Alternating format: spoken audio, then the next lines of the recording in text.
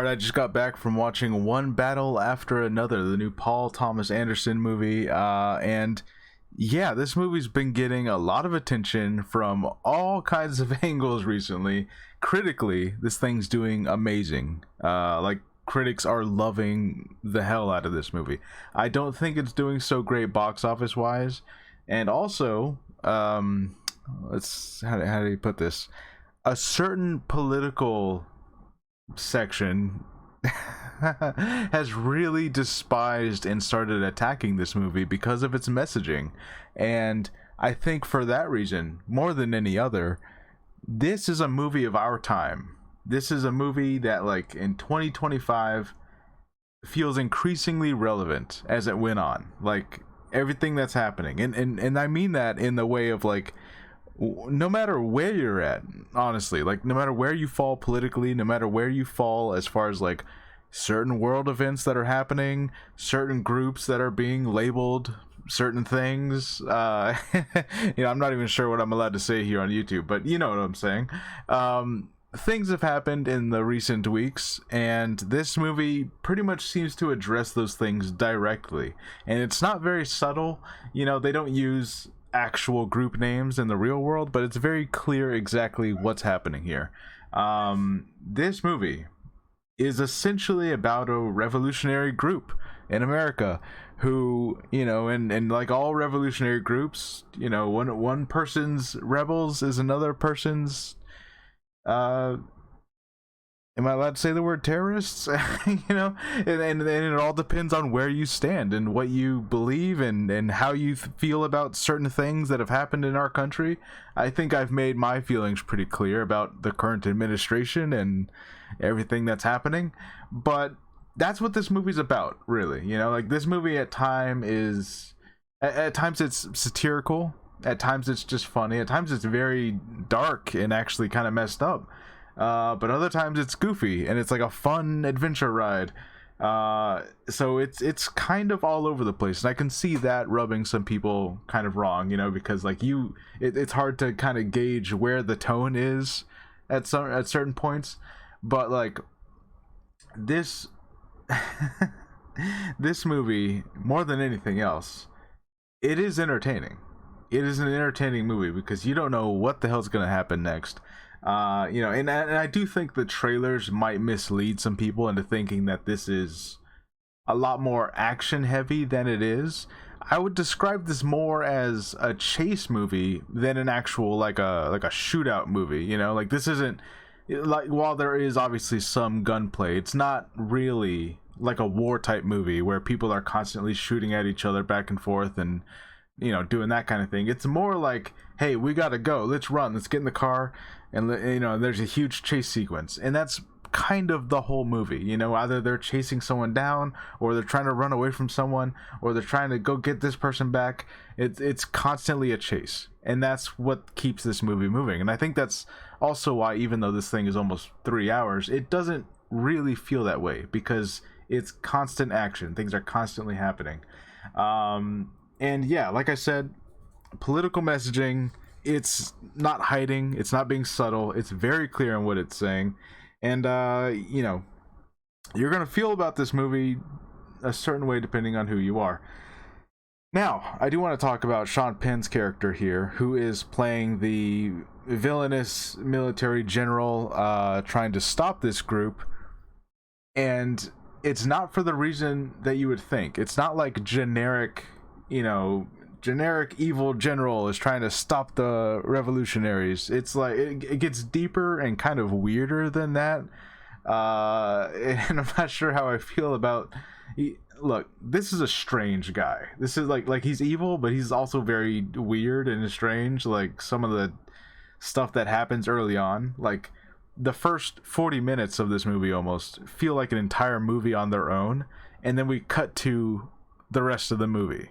You almost probably could have just cut this in half and just called the first thing a full movie on its own. But anyways, Sean Penn, he plays the role really well, and you are scared of this guy, not necessarily because, like, oh, he's a military general who's really intimidating. It's like, this guy's not okay.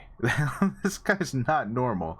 And you know, and I don't know what it says about, well, I guess I do know what it says about our society and what it's trying to comment on, because let's just say that this general wants to join a certain club, and that club doesn't like that the general might have had a relationship with someone of a different race. And that's kind of what the movie's about, really, because he's trying to stop that information from getting out there. That way he can join this special white boy club. And yeah. Ooh, yeah. Anyways, my point is, this is a very charged movie, and it's something that I'm gonna have to sit here and like think about for a while, because while I did have a good time, I do have to wonder. I'm like, maybe they could have been more subtle at points, because like like like, let's be real here, they pretty much just, all they did was not say the name. Like, they just didn't say ICE, they didn't say, you know, white Christian nationalist. You know, they gave him a funny name, by the way, and I can see people using that name in the future when they're talking about certain groups. They call themselves the Christmas Adventure Club, or Christmas Adventurers Club. and I can see people using that in real life, like, just whenever they're talking about certain political figures, be like, oh, they're just a member of the Christmas Adventurers Club. And we all know what they're talking about now. Ooh. Anyways, yeah, I think the performances in this movie were really great. I think it moves.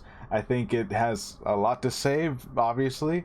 And you know, a movie like this, it's gonna piss a lot of people off, and maybe those people deserve to get pissed off a little bit, because, you know, you got to think about, like, well, wait a minute, why are those people mad about this? Oh, okay.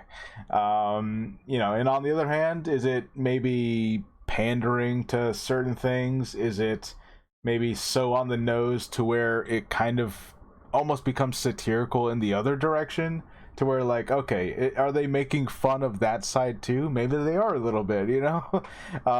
So yeah, it's a fascinating one. It's definitely something I'm gonna have to, like, go and rewatch now that I've seen the whole thing, and I gotta think about, because they do a certain level of world building here, where by the end of the movie you still have questions as to, like, how far apart from reality are we? Because sometimes it's like, oh no, this is mirroring real life a lot, but then other times I'm like, well, hold on, is this like a dystopian future, but just barely, because it's really close to our present, but it's like, is the government intact? Is there a president right now, or is it just this special club?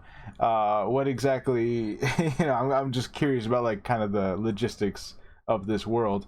But yeah, overall, I had a really great time. Obviously, I agree with a lot of the messagings that's in here, and I think that's definitely going to affect your enjoyment. So yeah, let me know what you guys think about One Fight After Another. I think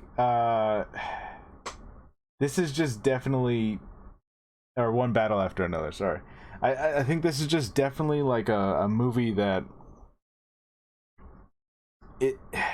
things like this have to be made today. You know, like, I know that there's a lot going on, and some people, certain studios maybe are scared, Disney, to talk about things or mention things. Let me put it this way, okay? Apple TV has a show that they've already made. It's already finished.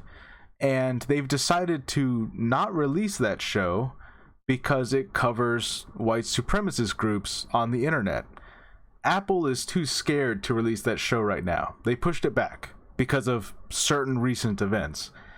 And Warner Brothers was not too scared to release this movie, which covers very similar events.